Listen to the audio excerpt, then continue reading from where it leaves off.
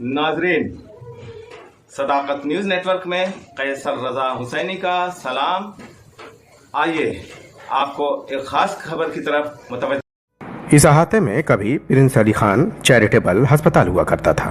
अब असर नौ तामीर होने वाले इस लग्जरी फ्लैट का जोरों शोर से यहाँ प्रमोशन किया जा रहा है। लेकिन आपको इस प्रोजेक्ट की सच्चाई के बारे में जब पता चलेगा तो आप दांतों तले उंगलियां दबा लेंगे। ये जगह मुसलमानों के कब्रिस्तान के लिए मुख्तस की गई है और ये वक्फ की मिल्कियत है। ETV भारत ने इससे कबल ये खबर शाये की थी और बताया था कि ये मिल्कियत वक्फ की मिल्कियत है। लेकिन अब हमारे हाथ 8 दिसंबर सन 1900 का ये दस्तावेज लगा है, जिसमें उस वक्त के कलेक्टर ने मुंबई हाई कोर्ट में ये दस्तावेज जमा किए। इन दस्तावेज में ये वाज़ेह तौर पर लिखा हुआ है कि ये मिल्कियत सिर्फ खोजा कम्युनिटी के लिए मुख्तस नहीं है, बल्कि पूरे उम्मत मुसलमान के लिए कब्रिस्तान के लिए जगह मुख्तस की गई है। हालांकि यहाँ इससे कबल चैरिटेबल अस्पताल हुआ करता था, जिसके बाद यहाँ सरनौ तामीराती काम के लिए उसे बंद कर दिया गया और अब यहाँ फलकबोस इमारत का तामीराती काम जारी है।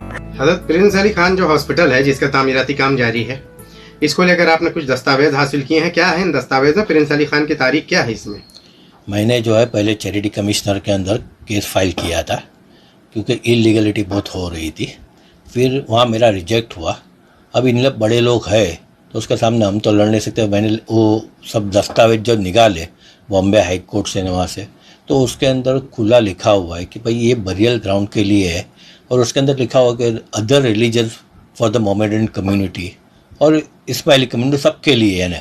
मगर ये रिलीजियस प्लेस का वो है, बरियल ग्राउंड है, और रिलीजियस पर्पस के लिए तो वफ़ का होता है। और इसी को लेकर के महाराष्ट्र वफ़ बोर्ड ने एक एफिडेविट जो दिया था, एक केस चालू है जो ट्रिब्यूनल के अंदर, उसके अंदर उन्होंने लिख करके दिया था कि पर्टिकुलर जो है ये वफ़ की जगह है।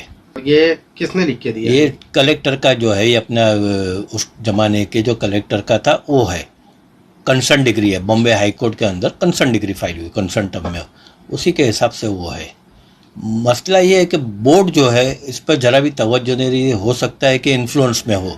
वक्फ की इस मिल्कियत, जिसका मकसद ये था कि इसे मुसलमानों की फलाह व बहबूद के लिए इस्तेमाल किया जाए, लेकिन यहाँ ट्रस्ट के जिम्मेदारान ने इसे वक्फ के बिना इजाजत के ही न सिर्फ सरनौ तामीराती काम जारी किए, बल्कि यहाँ फलकबोस इमारत की तामीर करनी शुरू कर दी और इसे बड़े पैमाने पर फरोख्त करने का काम भी जारी है। देखिए, जो क्रिमिनल मेंटालिटी के लोग रहते हैं, जिनको आप बोलें कि जिनको चोरी की सोच होती है, उसके लिए मजहब नहीं होता। वो हर मजहब में लोग होते हैं। पिछली बार जब वक्फ का इशू मैंने उठाया था तो वहाँ आपको ताज्जुब होगा कि एक MLA ही थे जो वक्फ ही नहीं, मंदिरों की मस्जिद भी खा रहे थे।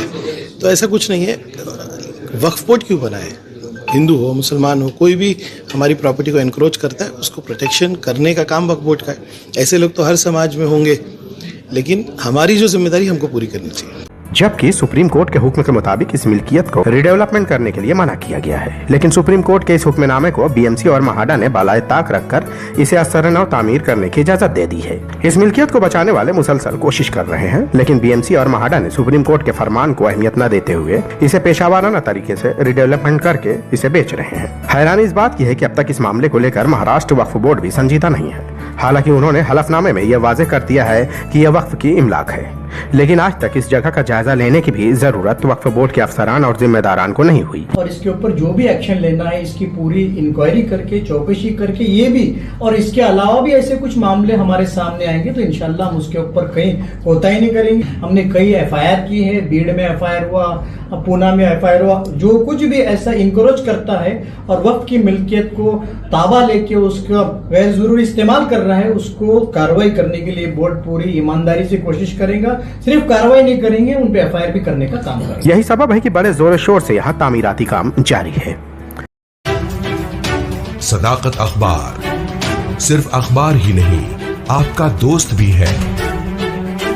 इसे पढ़िए और दोस्तों को भी पढ़वाइए।